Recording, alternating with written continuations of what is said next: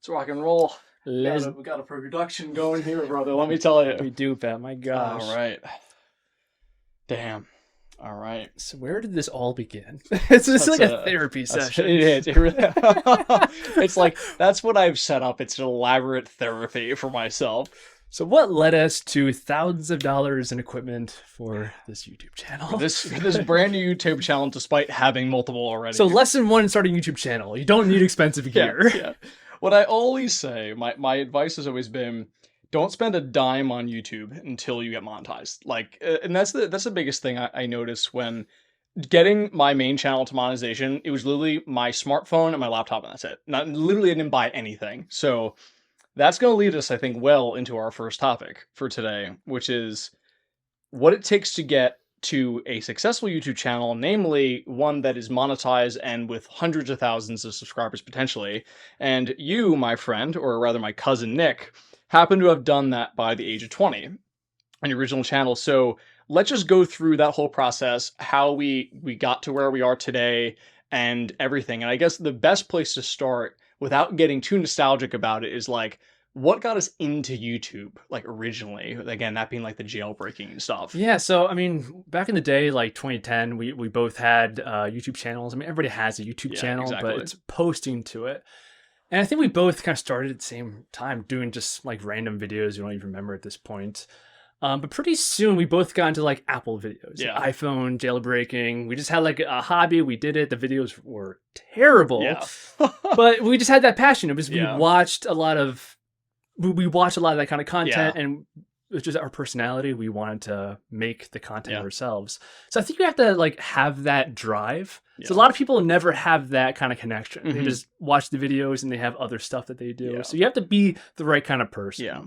So that's step one. You have to want to just naturally kind of fall into it. And I think that's what I've noticed, right? Is that it's very easy for people to like dream up this channel, right? And it's like, oh, you make a video and it gets 5 views and your motivation's immediately killed, right? And like what we've noticed is it's not just consistency. That's a huge part of it, but it's like it's constantly chasing what's relevant today, right? Like you have the original YouTubers, the OGs like Penguin Zero and other people where they have created that captive audience that no matter what he puts out now, it's gonna take off, right? Because you have that seed audience that's gonna get hit and then it's gonna skyrocket from there. But it comes from when he started making very timely videos, right? That were more or less really hitting the niche. He had the benefit of being like 2008 when no one was creating content. Now, I don't think I know a single person in my life that hasn't at least tried making YouTube content. Like, it is that prolific these days. Back when we started, it was like, if you made YouTube videos or anything online, it was like, you gotta like hide it. Exactly. There was the shame. It was like a weird thing to do. And I remember the biggest thing that I think like PewDiePie mentioned was, especially when YouTubers took off, they were like very like hush hush about the money they made, right? Like they were making insane money, and then they're like, oh, like I have my like multi-million-dollar home, but I rented this really crap studio, so it doesn't look like I have money. And then like the like Logan Paul series of YouTubers came around where it's all about like clout and like showing off what you have and everything, right? Yeah. And I think we're getting to like a medium now where it's more socially acceptable to be creating content. Like everyone does it in a capacity. I think that social media is really like what took that off and ignited that. TikTok especially, and we'll definitely get into short form content later on. Yeah. But I want to focus on, for now, a time when short form content didn't exist yet. Again, if we dial back to around like 2010, around there, that's when you and I were big on the PS3 gaming, to get real nostalgic with all that. And we sort of like we're starting to find that niche of like, how do we create content that is unique? We had a bit of a leg up then in the fact that gaming wasn't like the thing on YouTube yet. So most of what you put out, it was easier to really like strike that chord with people. But when you started out, again, after we got past that jailbreaking phase and we were going to like Minecraft, experimental and Call of Duty, first few videos that we posted, the first few videos, like how did you start finding success in the gaming part before you pivoted to tech? Like what was that like? Yeah, so with the gaming, again, it's a big advantage here because you're talking about like making relative content. Yeah. You have to be part of the community. Yes. So be a consumer of the content. You don't want to just copy what you see, but you want to, Exactly. if you follow like 10 different creators in a niche, Yeah. you can kind of take bits and pieces from both, all of them, and then combine it into your own special combo. Yeah. That's like the ideal scenario. So that's step one. You got to be part of the community. So that's how you can make good content. And then you just got to make the content. Yeah. A minimum viable product, just get out there, start making videos. Exactly. Because if you wait until like you're a professional before you start, yeah, that's not a good winning formula. It's not going to get there. And like, again, that's the whole analysis paralysis that we've talked about in the past, right? It's like you could spend so much time documenting and storyboarding your first 400 videos, but if you're not creating them, you're not getting anywhere. And the biggest thing is it's a very iterative process. So if you wrote out 400 videos versus you recorded one and reacted to the last one based on how it performed, that's going to be a very different end game there, right? So that's like something I've noticed, especially in my creation. You have to take the feedback people give you and then go from there, because what you end up honing in on is often not what you initially thought it was going to be. And that's what led me to eventually pivoting towards like technology and like reviewing phones and tablets and ultimately gaming laptops. Yeah. That's where I found success based off the feedback I've been collecting from just continuously and consistently making content, because momentum is also another big thing. You got to find what works, collect the feedback, make better videos, and just keep building upon it. That's like the main thing with social media, especially YouTube. Yeah, yeah. And yeah, that's how I ultimately got into doing laptop reviews, because I just tried it once. It did well. Yeah. And then I just kept building upon that, and eventually got to 100,000 subscribers. Yeah. Crazy. And so with that, right, like I think that pivots well into the topic of like establishing a niche, because that's a big thing with channels. Again, we had that channel that was like gaming originally, and then it pivoted into tech, which is in the same sphere, right? So yeah, it was related. That's the important thing, and I think that's what allows YouTube to be a very unique platform where you can pivot so long as you're in the same realm, right? When you go from gaming to gaming computers, that's really relevant. And a lot of your consumers of your content are probably going to latch onto that, because they're like, oh, I've been watching Nick play this game, play Call of Duty. I want to know what he uses to do it. And like, I trust this person because they seem to be in the community. They seem to be playing the game. And then if you have more success on that side of it, that's a clear indication from the market that there's demand there, and you should go after it. Exactly. And I think you really hit it on the head before when you said like you have to be a member of the community that you're in. It's always so obvious to me, especially when big YouTubers are like got like sponsored for something or reviewing something they don't use, they don't care about at all, right? Like it doesn't hit. Even like the big unboxing channels, it's like it's clear this is not a piece of content, or sorry, a device that you use, right? And I think that's the really big thing is you have to do what you're passionate about, because there's a lot of smaller audiences that are waiting to be captivated, right? The way I think a lot of people go into YouTube is like, I've got to do gaming because that's the biggest market. But the problem is you have the biggest players you're competing against. And that's what I think some people don't realize. You'd prefer to be in a group of 100,000 viewers that you're only competing with a few other small creators than one with 100 million where you're only competing with the most popular YouTubers on the platform. Yeah, that's always the debate. It's when choosing a niche, it's you want it to be large enough that there's enough people to make a business off of it. But if it's too big, too competitive, then there's no space for you. Exactly. So it's always hitting that middle ground. And again, the way you identify that, I think, is just by yourself being part of, like, what are you interested in? Yeah. And then, that doesn't always align with what makes money potentially. But there's always, you got to experiment again. So you got to try different niches you're into. So for me, it was gaming. And then I tried, well, what about the gaming laptop? Exactly. And that's when it just hit more success. And then, but it still wasn't overnight success. You got that momentum, build upon it. Double down and just build a business. And I think a big part of it too is like being able to identify when you're starting to take off with a certain piece of content, right? Because I think that a lot of people, when they're trying to like analyze where their content is going, where their channel is going, they hit a wave on something, you get that one breakout, and then you go back to making what you used to make, and then they say, oh, why is like my content not taking off like this one video? It's because that's what the audience wanted. Like the algorithm found you in this particular field, and then you go out and make a cooking video when you're making gaming. Like it's not going to hit. You expect the growth to be linear, but it's not. The way the algorithm is, there's huge spikes and crashes, and it can be very confusing. It is, and I think that's the other big thing with the algorithm itself. It's that it's a monster that no one has ever understood, and it's changed. And it's always changing. It's always changing. Always changing. And there's been one very core thing about the algorithm that always holds true, and I know always will, honestly, and it's that when you create really good content, whatever it is, that is what the algorithm loves. And sometimes people like don't realize that right away, because they'll spend like 40 hours. Like I see like in Reddit community, someone's like, oh, I spent like 100 hours on this video and it only got, it's like, I think it's so good. And like the 20 people that watched it said it was so good, but it didn't take off. It's like, it takes time, right? And like, even if we play devil's advocate and say that content was really good, like maybe it was objectively good content, you still need to build upon that and create another one and find a way to keep striking that chord. And eventually the algorithm will take off. And especially if these videos are similar to each other, it's only going to go up from there. And that's the really big thing. So yeah, and again, that's a big thing I've noticed. And I think that leads into the next question, which is, what makes content actually good? Like when you were... I wish I knew. Exactly. Me too. Because we'd be millionaires right now. I mean, it's watch time. It's engaging. It's a hook. Yeah. Being a little bit different. It's just like your personality too. Yeah. If you're just like, oh, I can listen to that guy talk. Exactly. Like, it could be something so small like that. That's exactly. Because I remember when we were looking back at MPL Productions, the channel that had 100,000 subscribers.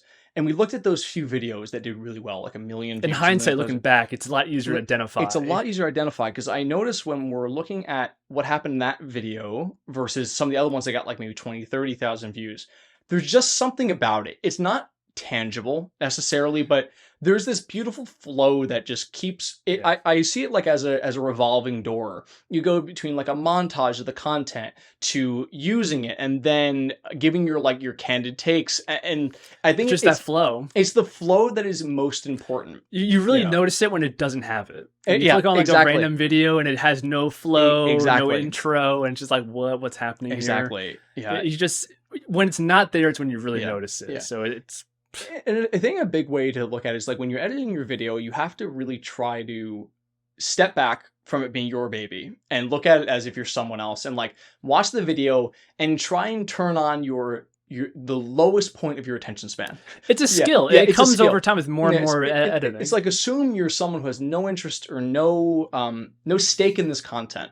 And would you still continue to watch? Because whenever you hit that point where it's like, oh, like I would click off right now, your audience is guaranteed to there. And especially if you look at your audience retention graphs, you'll see those trends where it's like, this part of the video, I was monologuing for 30 seconds straight, and then 10 seconds through, immediately like lost 30% viewership. Like that's a huge trend to keep an eye on. I noticed there's a few parts that make a good video. Yeah. So there has to be some kind of barrier to entry. Mm-hmm. Can anybody make the video you're making?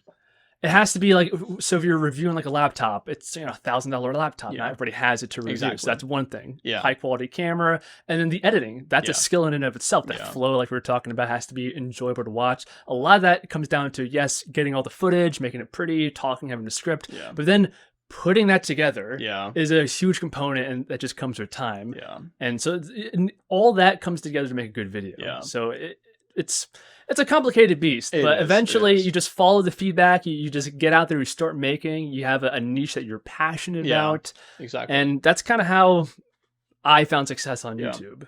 Yeah. Simple as that, really. And I think even like if I draw it to like my channel, which I've been doing for like over a year, there's a commonality between successful content, like you were saying, where it's just very obvious why this video did well. Even if it was just like ranting, it's like, it struck a chord. It was very timely. That was always the key. Like, if some breaking news just happened, you covered it. That's providing value. Exactly. And it's not just like React content. It's like you're providing an insight into it that people enjoy. And once it strikes that chord, that's when it takes off immediately. It's like not something that necessarily just pisses people off, but it's just something that people really want to watch, and they agree with you and rally behind it. That's kind of the perfect example here is I recently made a video on GoPro. Yeah. Because I identified it was 2 years ago at this point.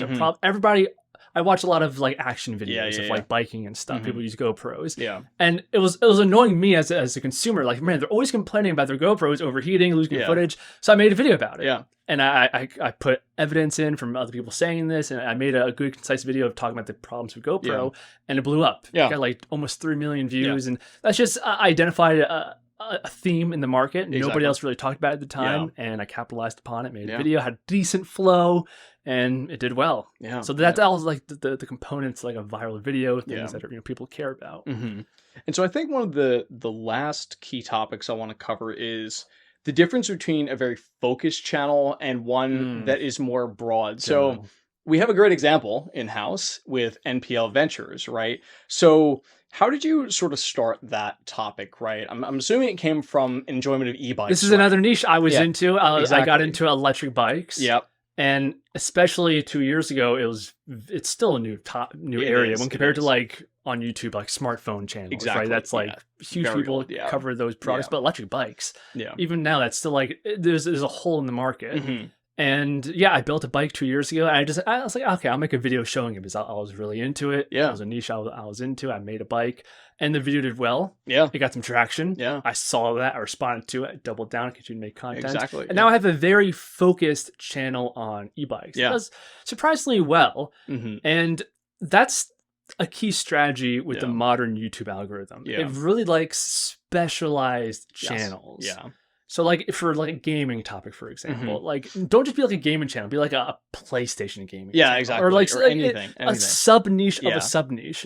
That's what does really well. As long as there's enough people in the niche, that's what YouTube really wants. And then I feel like eventually once you get large enough, you can become slightly more general. But in the beginning especially, it's imperative to be very focused. Absolutely. Specialized. Like a good example of that I've seen recently, there's this YouTuber that always comes up in my feed. His channel is called Stank Rat. It's hilarious. He only plays this one game. I think it's called like Call of Tarkov, right? It's like a sort of like Rust sort of like survival game, right? And his whole shtick is just that like he just like hides in bushes and just like destroys people. Very specific. It is painfully specific. It is the same thing, but like the algorithm latched onto that, and he went from like 1,000 subscribers to 250,000 in like a few months. It was a skyrocket because his whole channel was just doing exactly that, ratting, right? In this one specific game. And it's like, that is sort of what sometimes in the beginning you need to latch onto. It's like that degree of granularity, because he could have easily been like, oh, I'm just like a streamer that plays games. The chance of that taking off, unless you have like the most vibrant personality ever, is extremely low. It's not something that's going to happen early on. You can pivot to that once you gain that audience, but like that's the thing. It's knowing when to pivot. Because I've seen a lot of YouTubers, again, with gaming. Like there's this other one I watch a lot, Dark Viper AU. He started out just like speed running Grand Theft Auto, right? And he built that audience off that very niche like topic. And now like he go into other games because like people like his personality and like how he does it. Again, that came from hundreds of videos, endless dedication, endless dedication, and just like that painful pursuit of that one core topic. But to that same vein, again, like to go back to the other channel, it is possible when you're developing at the beginning to be a little bit more broad within the focus area to find that niche. Because sometimes you have to experiment to see what you have to experiment. Because sometimes just doubling down on one thing that's not working. Like it could take off, but it's unlikely. But if you start going through those different niches, that's when you really find. That's why you just got to put content out there. You know, have a niche that you're personally into, something unique about you, like that guy with the gaming. He did something specific with his gaming, and then he decided to film it, put it on YouTube, and that's how it all started. Exactly. And I think the one key I've always seen that I always like talk to people about is you want to be a channel where people think about you when they're not on YouTube. Like, and when they're sitting down with their lunch and they're like, what channel do I want to watch? You come into mind because they say, oh, I want to see the next part of that build of the bike, or I want to see the next part of the series that is there. That is when the algorithm explodes for most people. It's when someone sees your content and it's so engaging and so interesting that they will search your channel to see if you have put the next video out, even if you're not recommended to them. Like, that is success. Like, period. People know what to expect from you is another way of saying that. Exactly. Consistent. But it's always that dichotomy of being consistent, but also knowing when to pivot and offer something new. Exactly. That's That's what's hard, you know, and there's yeah. no answer to that. I mean, Yeah. even like PewDiePie, Yeah. he did like weird games back in like 2015, right? He did like horror games. Yeah, horror games. That was it. Yeah. And then, but throughout the decades, he's been pivoting. Exactly. And like if he still made those same gaming videos, finished. Yeah. Yeah. And I think that's a really good like case study to latch onto, right? Because like PewDiePie was like the original like YouTube gamer, right? Yeah. Like he started playing like 2007 or something, like right after the platform was emerging, and recording yourself playing video games sounded like the dumbest thing anyone could ever imagine. Now there's like billionaires from it, right? We live in a very different world now than we did then,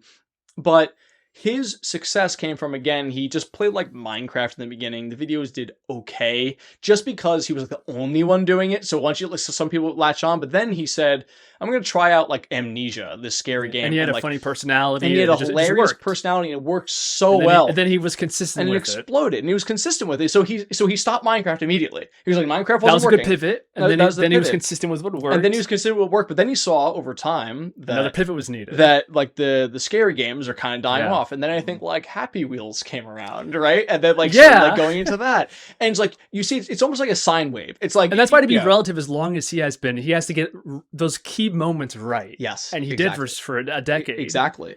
And so many people don't do that. It's so difficult, but that's like the secret sauce. Yeah, exactly. It's just, you have to be very adaptable. And I think the big thing I would say is you have to be very eager to learn, right? Like this is, every time I've made any form of great breakthrough, albeit small, it's because I put in a ton of time, an abundance of time into figuring out what am I doing wrong. And I always hyper scrutinize my content. Like it's unfortunate to think this way, but you have to like always have this mindset that like my content is flawed. Oh yeah. And it can be much better. It always can be better. The student mindset. The student mindset. But like even big YouTubers are doing that today. Like you can't just like put out absolute crap, right? Like unless you're just like a beautiful person or something that people will watch you like no matter what you say. Like your content is irrelevant, but that's only like 0.0001% of creators have that luxury. That's not you. That's not any of us. None of us know that person. You're not the exception. Yeah, we're not the exception. So it's really, you have to find a way to really focus in, I think, on what works at the time. Try a breadth of topics in the same field. Like I said, don't do gaming content and gardening content. Those are a little bit too far removed from each other on the same channel. Do different channels. That's great. Like follow your passions. But if you stay within a sphere, you have gaming laptops, gaming keyboards. Like that's where you're building a captive audience where there's a good chance there's going to be overlap. So you have someone who was only watching for gaming, but now they're watching you because you're tech. And then maybe the tech is going to blow up in a way that the gaming didn't. And then it's like a circle in a way. So I think that's really the key in a lot of what we've been saying. But are there any other like closing things you have that I would say like advice you've taken from yourself of all of these years of creation? It's just never stop uploading. Yeah. I mean, consistency is so important, but also take that feedback, adapt, and stay true. Don't make content on stuff that you know nothing about. Exactly, it's going to show through in the video. Immediately. People are going to call you out. So you have to be passionate about something and just cover it and be yourself. Yeah. Take feedback, see what works, and just go in that direction. Yeah. But then you also got to know when to pivot. So yes. it's, nobody can tell you exactly what the formula is. You just got to do it. And, some people have what it takes. And others, unfortunately, do not. But I do think that basically anyone, as long as you have a camera and ability to edit, you can make something. Anybody great. can do it. You can make something great, and I think it's the biggest thing is to take any L's as a learning experience, right? Wait, if you take YouTube comments personally, you will not succeed. You have to like the biggest thing is I've noticed in the beginning I tried to like responding to every single content no matter what. You should engage your audience. You're trying to build a community. But the second someone says something toxic, just leave it alone. If they say something horrible, block them, right? Like just get that out, because you don't want to foster that kind of community, because sometimes like it starts like a crowd think. where like people just keep like dogging down, and like if you're not like mentally resilient, it's very easy to be taken down by that and stuff. keep in mind, a lot of people that comment, just for you guys out there, they never even watch the video. They just reply to the title. Exactly. If you think about it, a lot of the hate comments, they're just replying to the title. Yeah. They clicked on it, they left a mean comment and clicked away. My favorite thing to do is, and I've done this several times, when someone comments something like, I can't believe like you have this mindset, and I comment the exact timestamp where I foil what they're saying. It's like, if you had just watched 45 seconds into the video, you would have seen that exact concern is addressed. So many times. So many times. But again, you can't be like taken down by that. Like that's just, unfortunately, people on the internet just like spew crap. There's always going to be a percentage that would issue, because like you could give like a 10-minute disclaimer, like covering every like if and a but then no one's going to but no one cares about that, right? And that's what you have. It's always a balance. And that's what you have to take with all this, with it being with a grain of salt, right? Mm-hmm. You can't satisfy everyone. It's impossible. And you're not meant to, right? That's why you specialize, man. Yeah, creating crowd-pleasing content doesn't do well. You have to do something that's a little bold sometimes. Like, go against the status quo. You're going to get some hate from some people, and that's okay. It doesn't matter, right? As long as you're not, like, threatening physical harm, it's fine, right? And it's just like, you move on, because for those few people, there can be thousands that really liked it. And it's like, that's what you're trying to push for. And it's just like, I guess like mental toughness is the real thing. The last bit of advice on this is that the negative comments are always like the loudest. Exactly. Always, people that like, oh, that was a good video, they're not going to comment. Exactly. But somebody that hated the video, they're going to comment. Yeah. I always notice like there's a few videos where like I was critical of like Tesla and stuff like that. And like you have that like fanboy community that like, again, they didn't watch the video; they just saw the title. Yeah, it's their god. It is their, and like, and again, those are the ones where I always like comment the timestamp of like I covered exactly what you're saying here. That's it's a good like, one. you just don't like the fact that like I'm saying something negative about the car you drive, which is fine. Remember, it's the internet. It's a great place. You can make a business, but it's also the internet. It's also the internet. So exactly. You gotta remember that. So well, hey, I think we covered a lot of really important topics that are different than the other videos of like, hey, just buy my SEO program and you'll grow on YouTube. I also have a program link down below. No, I don't. Yeah. So I think that's what we're gonna head towards. And we're gonna try to build up this channel too. Yeah. So exactly. we're gonna actively employ all the things we're saying here, and so if you guys want to follow along, see if anything. Right, sorry. First cut. Yeah, exactly. Yeah. So if you guys want to follow along and see if anything that we just said makes any sense, or if this channel succeeds, then this is a good video. Exactly. If not, and I'm going to look directly into the camera and saying this: be ruthless with us.